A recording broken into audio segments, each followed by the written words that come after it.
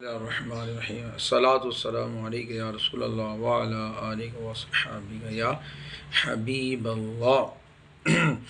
شوہر کی ناراضگی یا جس سے آپ محبت کر رہے ہیں وہ آپ کے قریب تر ہو جائے گا۔ جس کا شوہر ناراض ہو اور وہ اپنے شوہر کو یہ آیت پاک کسی میٹھی چیز پر دم کر کے کھلا دے تو انشاءاللہ راضی ہو جائے گا۔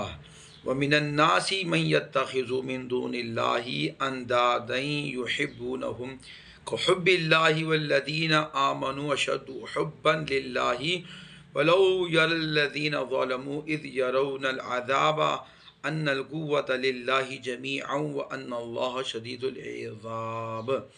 یہ آیت پاک اگر آپ کسی میٹھی چیز کے اوپر دم کر کے اپنے ناراض شوہر کو کھلا دیں یا کوئی بھی ناراض شخص ہے اس کو کھلا دیں تو انشاءاللہ وہ آپ سے محبت کرنے لگ پڑے گا۔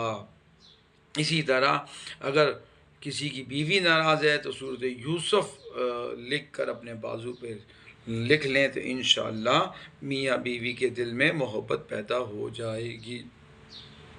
اسی طرح کسی میٹھی چیز پر یا بدوح کے الفاظ دہرائے جائیں اور اس کو دم کیا جائے تو انشاءاللہ اس سے بھی آپ کا یہ مسئلہ حل ہو جائے گا۔